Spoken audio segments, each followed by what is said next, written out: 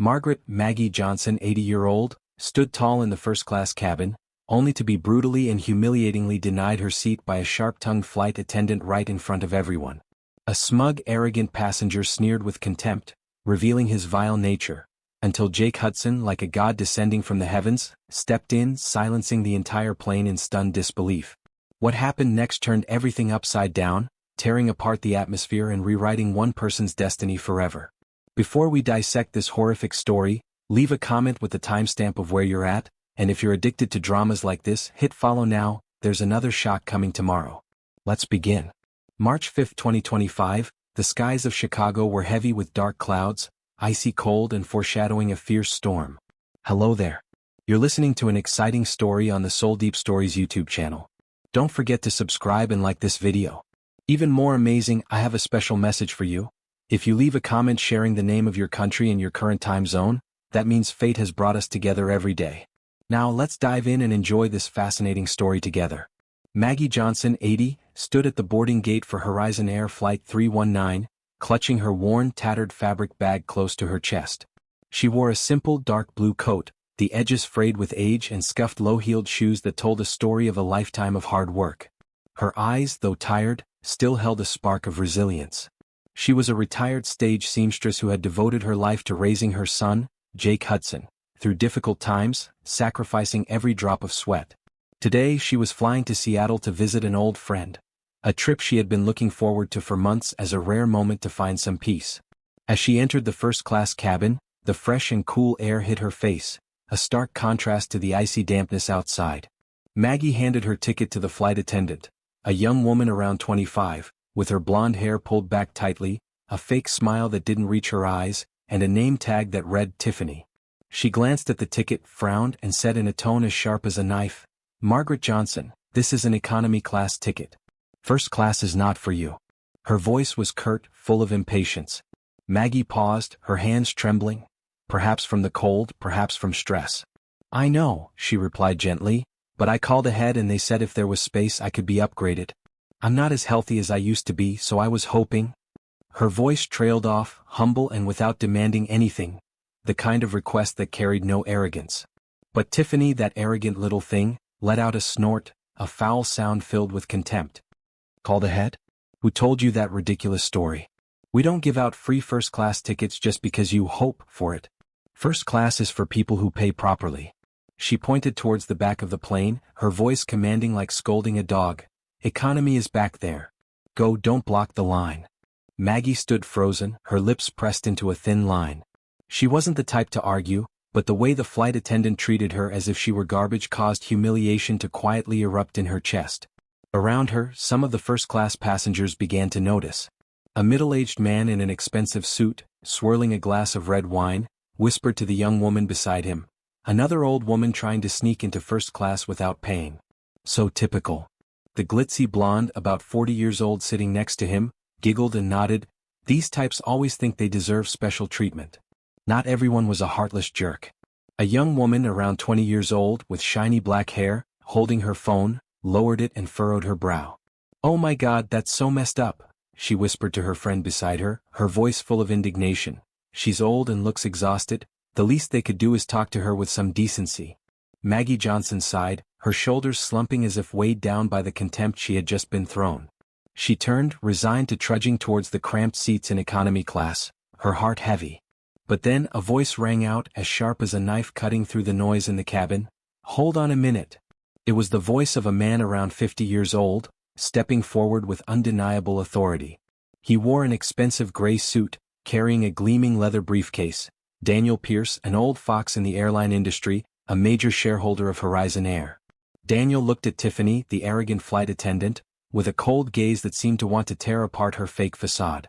"She's elderly, clearly not well, and you can't be a little flexible? I see a bunch of empty seats right here." Tiffany crossed her arms, her voice rising up in defiance like a dog barking at the wrong master. "Who do you think you are to tell me how to do my job? Rules are rules, empty or not, those aren't her seats.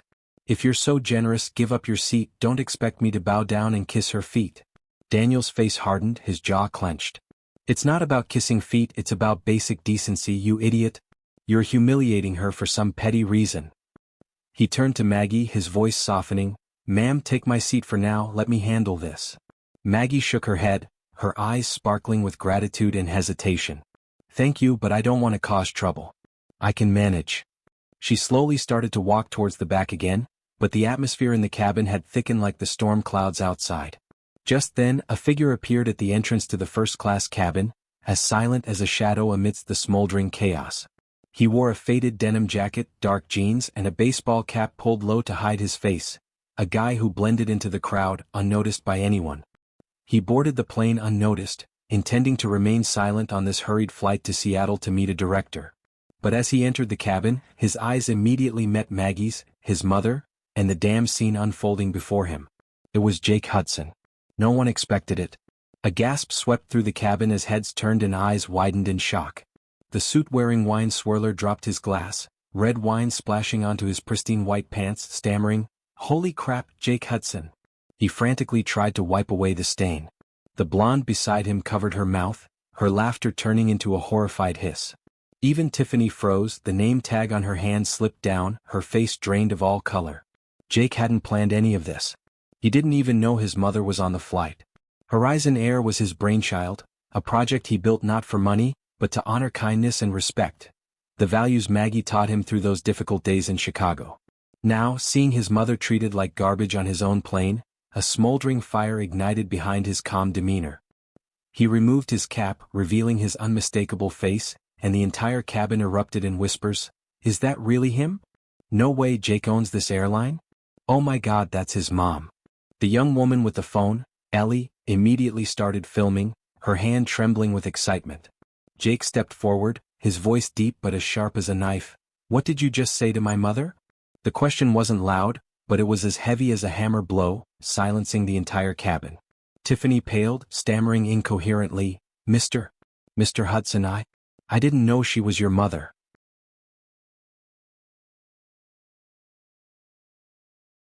Maggie turned back, her eyes wide with astonishment. "Jake, what are you doing here?" Her voice was a soft whisper, mixed with confusion and embarrassment.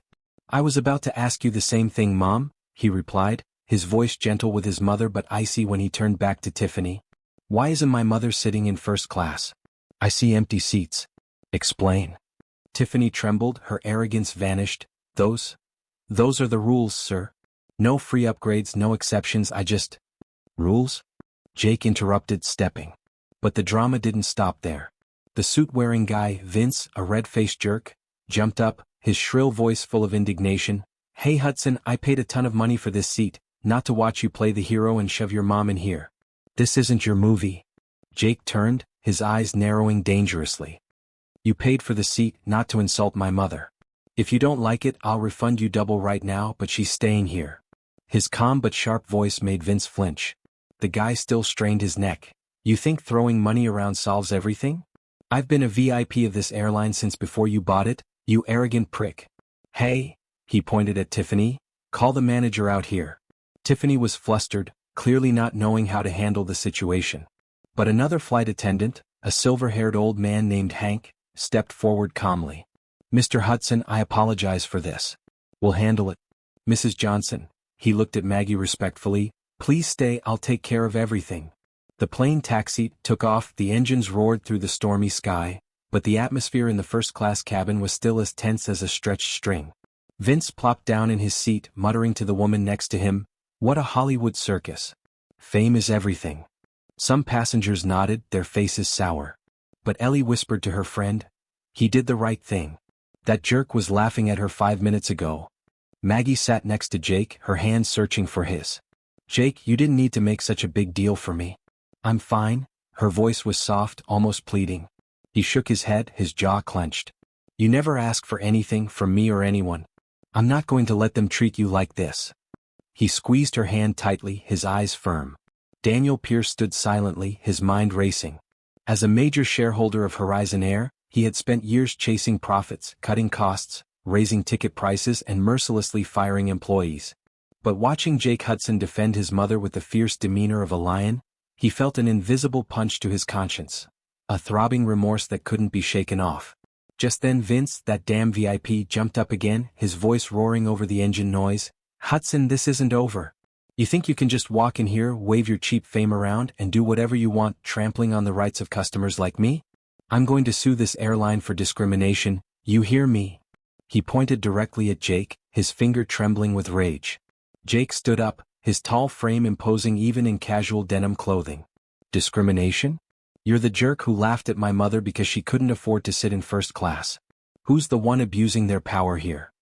He stepped closer, his voice dropping to a growl through gritted teeth. Sue me, I'll be waiting for you in court. And believe me, you'll regret it to the bone. Vince's face was red, but Jake's steely gaze made him flinch. He retreated to his seat, growling under his breath. You'll pay for this, Hudson. As the plane leveled off, Ellie's video went viral on X with the caption, Jake Hudson just crushed first class to save his mom, legend.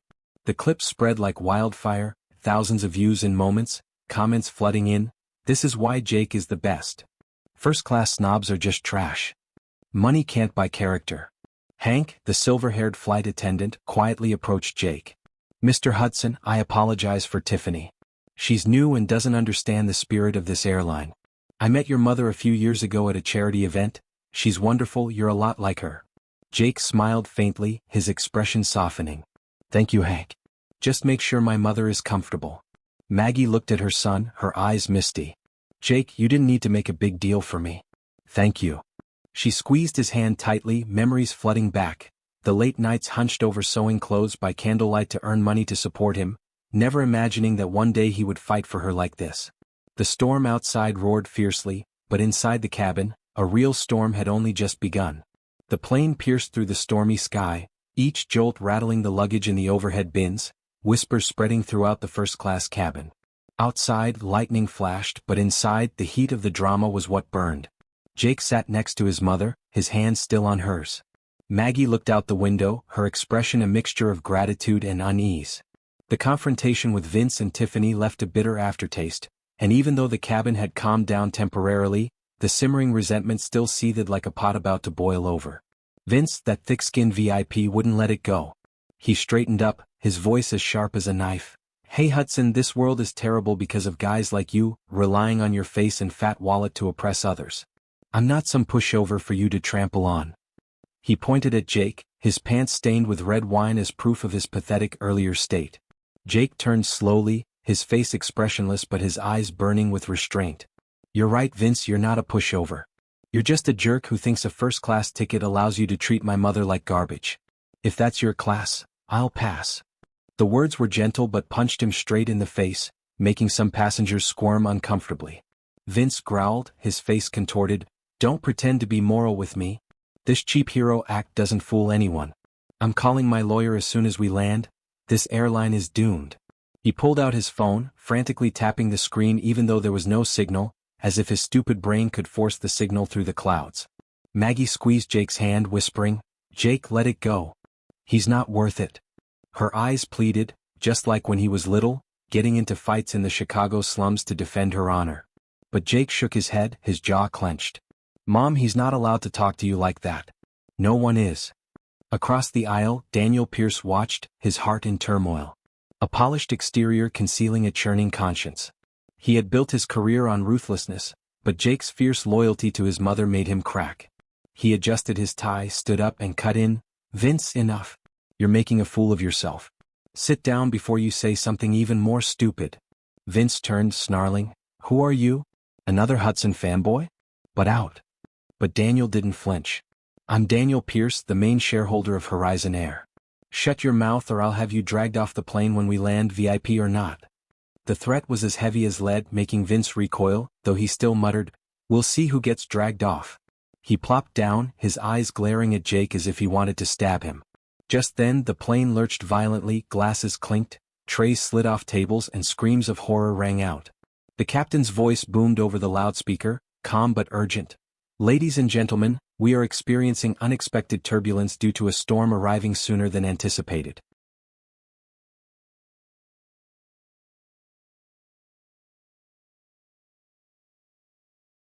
Please remain seated and fasten your seatbelts. We are working to stabilize the situation. The announcement only added fuel to the fire. Tiffany, still panicked from being scolded by Jake, ran down the aisle, clutching her name tag like a shield, whispering to Vince, "Sir, please stay calm." But Vince waved her away. "Stay calm with this clown in charge? Worry about fixing this mess or I'll have you fired." Ellie, the girl filming, whispered to her friend, her voice excited, "This is insane. Jake Hudson, a storm, now this jerk. It's like a Hollywood movie." She posted a new clip on X. Maggie patted Hank's hand, her voice soft, "You're too kind, I'm fine." But her hand trembled slightly, betraying her tension. The plane shook again and a girl at the end of first class, Sarah, about 30 years old, afraid of flying, screamed, clutching the seat tightly, "We're going to crash. It's all because of this stupid argument." Her panic spread, amplifying the unease. Vince seized the opportunity to yell, "See? This is what happens when you let arrogant people like him be in charge." Jake stood up, his voice loud enough to drown out the noise. "Everyone calm down. The pilots know what they're doing, panicking won't help." He looked at Sarah, softening his voice, "We're going to be okay, I promise." His composure made her breathe shakily, nodding. But Vince was still persistent like a leech. "Oh, so now he's the captain too? Give me a break." He lunged out of his seat, pushing Tiffany aside, intending to rush at Jake again. "You're a menace, Hudson. This airline is a joke because of you." Daniel cut in, his patience exhausted. "Vince, sit down or I'll tie you up." "I'm not kidding." Daniel's threat was heavy as a mountain. Vince recoiled, his eyes still blazing with hatred. The storm outside still raged, but in the cabin, a change was quietly taking place. Sarah looked at Jake with a new light in her eyes, pulled out her phone and texted her estranged sister, "Saw something today that reminded me of us. Can we talk when I get back?" She pressed send, a tear rolling down her cheek. Jake's loyalty to his mother had touched her. Ellie's video spread across the internet, drawing thousands into the drama at 30,000 feet. A little boy in economy class, Tommy, eavesdropped through his phone, whispering to his mother, "Jake Hudson is fighting for his mom. I should call Dad when we land." His parents were divorced, and he hadn't spoken to his father in a long time. Daniel pulled out his notebook, scribbled something, then approached Jake, his voice low but determined. "Hudson, I was wrong about this airline, about a lot of things. What you did for your mother is what this airline should strive for. I'm going to change the policy, starting with lifetime first-class privileges for her, no questions asked." He tore the page out and handed it to Jake. Maggie covered her mouth, choking back sobs. "Oh, Daniel, you don't have to." But Jake just nodded, acknowledging his attempt at atonement. The plane shook violently, the lights flickered, and a collective scream rang out, then silence as the emergency lights came on. The captain's tense voice came over the loudspeaker. "We are experiencing technical issues due to the storm. We'll be making an emergency landing in Denver. Brace yourselves." Panic erupted. Vince jumped up. "I knew it. It's all your fault, Hudson.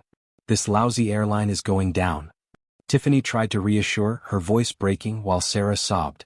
But Jake remained calm, putting his arm around Maggie's shoulders. "Mom, it's okay.